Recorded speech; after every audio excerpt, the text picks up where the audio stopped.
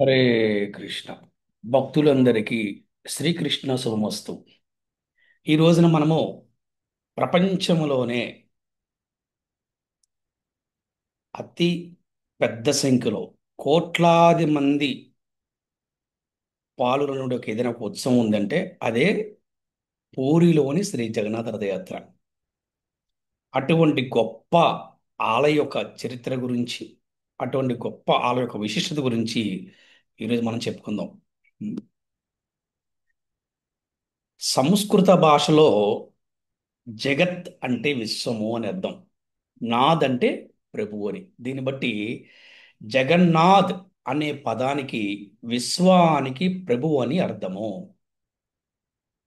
అంటే జగన్నాథుడు కేవలము ఊరి ప్రాంతానికే ప్రభువు కాదు, ఆయన జగత్తు మొత్తానికి కూడా ప్రభువు అని అర్థం అనమాట.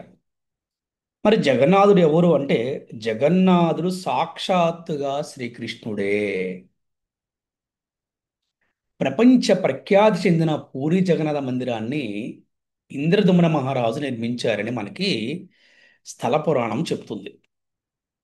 జగన్నాథుడు గిరిజనుల దేవుడని, నీల మాధవుడనే పేరుతో పూజలు అందుకుంటున్నాడని స్థల పురాణం చెబుతుంది. నీలాచల పర్వత అడవులలోని ఒక రహస్య స్థానంలో ఉన్న నీలమాధవుని గిరిజనులకు రాజైనటువంటి విశ్వావసు పూజించేవాడట. భగవంతుని ముఖాముఖి చూడాలని జీవిత లక్ష్యం కలిగినటువంటి ఇంద్రదమ్న మహారాజు విద్యావతి అనే ఒక బ్రాహ్మణుడిని నీలమాధవుని దర్శనానికి పంపించాడు.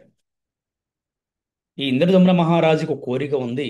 ఈ గిరిజనులు రాజైనటువంటి రాజు అక్కడ ఎవరినో పూజిస్తున్నాడు, నేను వారికి దర్శనం చేసుకోవాలని చెప్పేసి ఒక జీవిత లక్ష్యం పెట్టుకున్నాడు ఆ ఒక్క రాజు. అందుకని విద్యావతి అనే ఒక బ్రాహ్మణుణ్ణి అక్కడికి పంపించాడు గూఢాచారిగా. అయితే విద్యావతి అక్కడికి వెళ్ళి విశ్వావసువు కుమార్తె లలితను ప్రేమించి పెళ్లి చేసుకుంటాడు. తరువాత తన భార్య ద్వారా సిఫార్సు చేయించుకొని విద్యావతి విశ్వావసుతో పాటుగా నీలమాధు దర్శనానికి వెళ్తాడు. కానీ విశ్వావసు తన అల్లుడికి కళ్ళ గంతలు కట్టి నీలమాధవుడు ఉండే స్థలానికి తీసుకుని వెళ్తాడు. ఎందుకంటే ఆ ప్రాంతం ఎవరికి తెలవకూడదు. అతను చాలా సీక్రెట్గా ఎవరికి తెలవకుండా ఎంతో ప్రేమగా అక్కడ సేవ చేసుకుంటున్నాడు ఆ ఒక బ్రాహ్మణుడు అనమాట. అయితే విద్యావతి కాస్త తెలివిగా పనిచేసి దారి పొడవునా కూడా ఆవాలు పోసుకుంటూ పోయాడంట.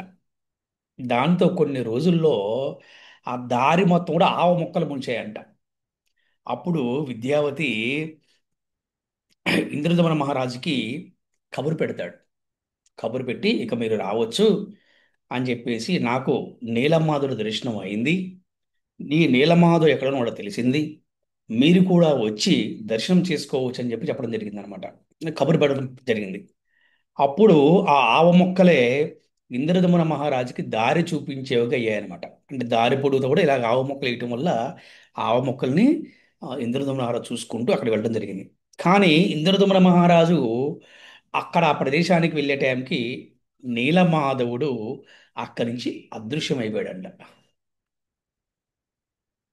అప్పుడు ఇంద్రదమన మహారాజు అనేక అశ్వమేధ యజ్ఞాలు చేశాడని, నీలాచలంలో ఒక ఆలయాన్ని నిర్మించి అందులో శ్రీ నరసింహస్వామిని ప్రతిష్ఠించాడని, తరువాత జగన్నాథుడు ఆ రాజుకి దర్శనమిచ్చి, స్వప్న దర్శనమిచ్చి అంటే కలలో దర్శనం ఇచ్చి, అతి త్వరలో కొన్ని కొయ్య దొంగలు లభిస్తాయి, వాటితో తన స్త్రీ విగ్రహాలను తయారు చేయించమని ఆదేశించాడని మనకి స్థల పురాణం చెప్తుంది. అప్పుడు స్త్రీ విగ్రహాలను చెక్కడానికి ఎవ్వరు శిల్పులు ఎవరు కూడా ముందుకు రాలేదు.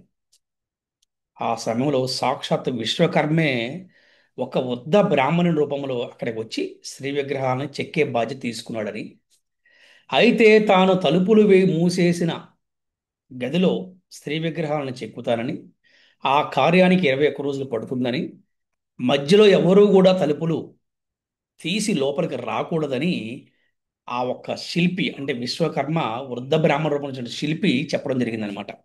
నిబంధనలు పెట్టాడు, ఆయన కండిషన్స్ పెట్టాడు అనమాట. కానీ ఈ గడువు పూర్తయ్యే లోపలే ఇంద్రదమన మహారాజు యొక్క భార్య రాణి తొందర పెట్టడంతో ఇంద్రదమన మహారాజు తలుపులు తెరవడం వలన కేవలం సగం చిక్కన శ్రీమూర్తులే కనిపించాయి. అప్పుడు బ్రహ్మదేవుని చేతుల మీదుగా మందిరములో శ్రీ జగన్నాథుని ప్రతిష్ఠించడం జరిగింది.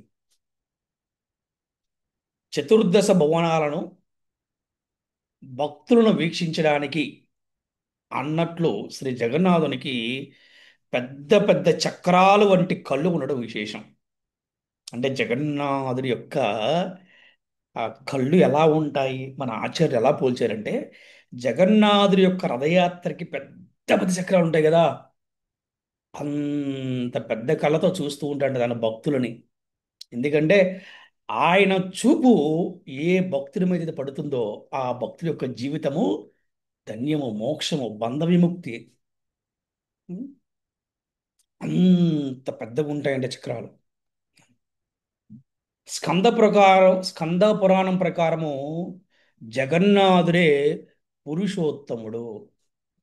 అందుకే ఈ క్షేత్రానికి పురుషోత్తమ క్షేత్రం అని కూడా పిలుస్తారు. అలాగే శ్రీ క్షేత్రం అని, అలాగే నీలాచల క్షేత్రం అనే పేర్లు కూడా ఉన్నాయి. అలాగే శ్రీ జగన్నాథుడికి పతిత పావన అనే పేరు ఉందన్నమాట. అంటే శ్రీ జగన్నాథుడు పతితులైన వారికి పరమ బాంధవుడని అర్థం, అంటే పరమ బంధువు అని అర్థం అనమాట. అంటే చూశారు కదా, అంటే ఈ యొక్క అవతారం యొక్క జగన్నాథుడి యొక్క అవతారం గొప్ప విశేషం ఏంటంటే ఆయన పతితులందరూ కూడా పావనం చేస్తాడు. కేవలం ఆయనకి ప్రేమ, అంతే. హరే కృష్ణ హరే కృష్ణ కృష్ణ కృష్ణ హరే హరే, హరే రామ హరే రామ రామ రామ హరే హరే. శ్రీల ప్రభుపాదికి జయ, శ్రీల గురుదేవ్కి జయ.